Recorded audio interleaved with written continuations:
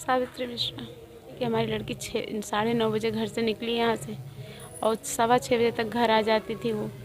और जब 6:15 बजे वहाँ ऑफिस से छूटती थी, 7:15 बजे तक घर आ जाती थी। जब 7:15 बजे तक घर नहीं आई तो 7:20 पे हमने उसको फ़ोन लगाया, उसका फ़ोन स्विच ऑफ जाने लगा।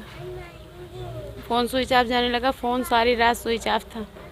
हम लोग 9:30 बजे तक तो वैसे अपने आप ढूंढे ढांढे, फिर उसके बाद 10 बजे हम लोग गए वहाँ थाने, वहाँ हमने रिपोर्ट दर्ज करवाई। कौन से ऑफिस में से जॉब करते थे? वृद्धि बिजनेस सॉल्यूशन में करती थी, शिवकट्टा रोड, लाल बंगला। लड़की का नाम क्या था? ज्योति मिश्रा। ज्योति मिश्रा आपकी कौन थी? लड़की थी, बेटी। अच्छा अच्छा। तो ज्योति मिश्रा जी कब से ये जॉब, जिस कंपनी में जॉब कर रही थी उसी कंपनी के लोगों का हाथ में हाथ है या किसी अन्य अदर किसी कंपनी का, मतलब कि किसी लोग और हाथ है? जिस कंपनी में कर रही है उसका उन लोगों को कोई हाथ नहीं था।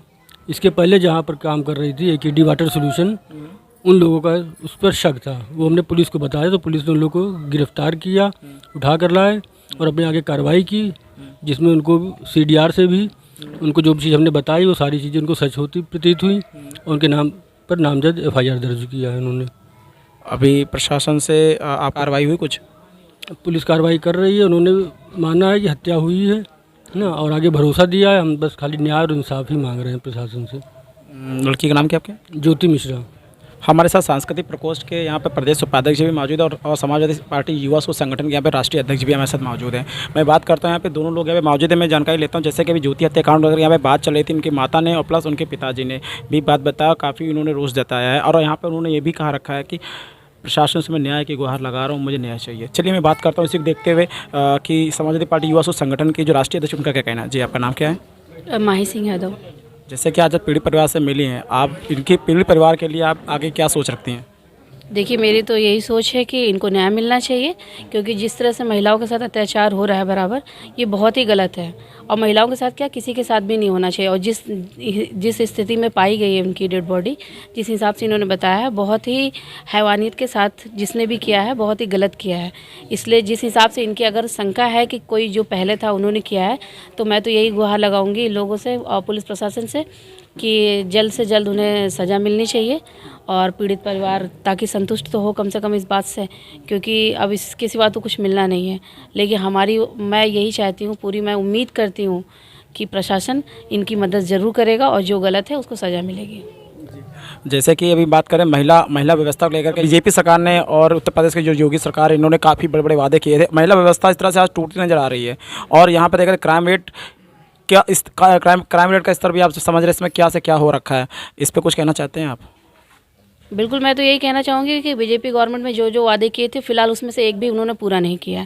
रही बात महिलाओं की, तो आप समझ ही रहे हैं कि आए दिन नए केस हर जगह से मिल रहे हैं और इसकी कोई उम्र कोई सीमा नहीं है। किसी प्रकार का ऐसा कोई, उन्होंने बस वादे किए हैं, किसी पे खरे नहीं उतरे हैं वो। और महिलाएं बिल्कुल सुरक्षित हैं ही नहीं, योगी सरकार में तो बिल्कुल भी नहीं है, मेरा तो यही मानना है। और मैं यही उम्मीद करती हूँ कि अगर ये लोग वादा करते हैं तो कम से कम उसे निभाएं भी। कम से कम महिलाओं की इतनी इज्जत तो बना के रखें समाज में। वो ना इज्जत है समाज में इस समय और ना तो स्थिति है उनकी कि वो अकेले कहीं आ जा सकें और आराम से खुल करके रह सकें। कोई भी स्थिति उनकी नहीं ऐसी है जिससे वो अकेले कहीं भी किसी भी प्रकार से जाए आए या किसी के साथ सुरक्षित हों। वो अकेले भी सुरक्षित नहीं है, परिवार के साथ भी सुरक्षित नहीं है। जैसे कि मैं अभी मैंने आपको बात बताया कि यहाँ पे समाजवादी पार्टी युवा सोच संगठन की जो यहाँ पे राष्ट्रीय अध्यक्ष उन्होंने जैसे कि बोला कि योगी सरकार बीजेपी सरकार के द्वारा अभी तक जितने भी वादे किए गए पूरे नहीं हुए हैं। लेकिन अभी हमारे साथ मौजूद है यहाँ पर सांस्कृतिक प्रकोष्ठ के समाजवादी पार्टी सांस्कृतिक प्रकोष्ठ के प्रदेश उपाध्यक्ष जी। चलिए देखते हैं उनका क्या कहना है कि जिस तरह से आए दिन हत्या और ये कांड का जो सिलसिला जो कानपुर में बात करूँ सबसे ज़्यादा समय लग रहा है ऐसा कानपुर में जो जारी है, इसको लेकर के इनके क्या कहना है? जी देखिए, सबसे पहले मैं बताऊंगा आपको कि जो भारतीय जनता पार्टी कहती थी बेटी बचाओ बेटी पढ़ाओ, इस बात में उनके 1% भी दम नहीं है। आए दिन घटनाएं हो रही हैं, जितने रोकने प्रयास नहीं करते उससे 10 गुना ज़्यादा घटनाएं हो रही हैं। और जैसे कि गिरजानगर कानपुर में इस बेटी के साथ हुआ है, उनकी माताजी बता रही थी भी कि मुझे सुरक्षा दी जाए, घटना और कोई हो सकती है। उनका एक बेटा है, पति रात में आते हैं।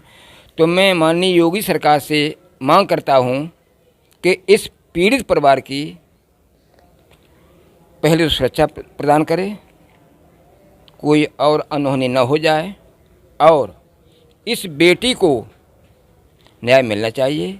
मैं भारतीय जनता पार्टी केंद्र सरकार से भी मांग कर रहा हूँ कि इस बेटी को, पीड़ित परिवार को अति शीघ्र ही न्याय मिलना चाहिए। अगर न्याय में देरी होती है तो समाजवादी पार्टी धरना प्रदर्शन करेगी और ये हाउस तक उठाएगी, और हमारे समाजवादी पार्टी के माननीय राष्ट्रीय अध्यक्ष श्री अखिलेश यादव जी तक बात पहुंचाएंगे। जैसे कि 1-2 मैटर पहुंचाया, जैसे हमारे साथ माई जी हैं, इन्होंने मैटर पहुंचाया, उन पीड़ित परिवार को न्याय मिला, और वैसे ही इस पीड़ित परिवार की बात, आवाज़ माननीय श्री अखिलेश यादव तक पहुंचाएंगे, और मैं भरोसा करता हूं कि इनको न्याय मिलेगा। अगर न्याय नहीं मिलता है तो समाजवादी पार्टी धरना प्रदर्शन करके सरकार को घेरने काम करेगी।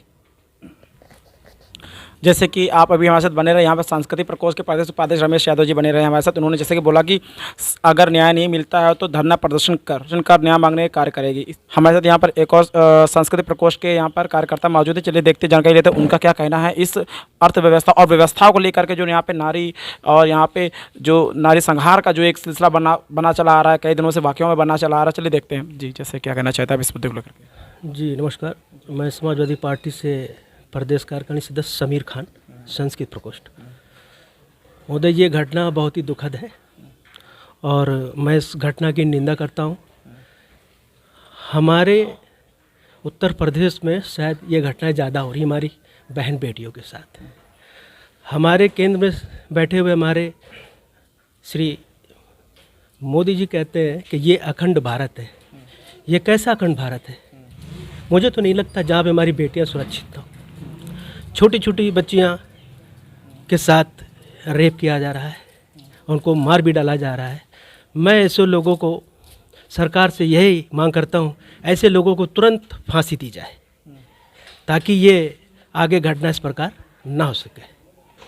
मैं इसी के साथ में बात को समाप्त करता हूँ। जैसे कि आप हमारे साथ यहाँ बने रहे हैं और कई हमने आपको आज ज्योति हत्याकांड लेकर कई सारी बातें आपको बताई दिखाई चैनल के माध्यम से। आप हमारे चैनल पे कमेंट और अपनी राय जरूर प्रकट करिएगा कि आखिर इस तरह के हत्याकांड को, इस तरह के जो कांड आजकल होते चले जा रहे हैं, इनमें आपकी क्या राय है और क्या सज़ा और कैसी सज़ा होनी चाहिए। इसी प्रकार से बने रहे हमारे साथ देश दुनिया के बाकी बड़े तमाम खबरों के साथ। मैं हूँ राजेश कुमार, .com से कैमरामैन राहुल प्रजापति के साथ। जय हिंद।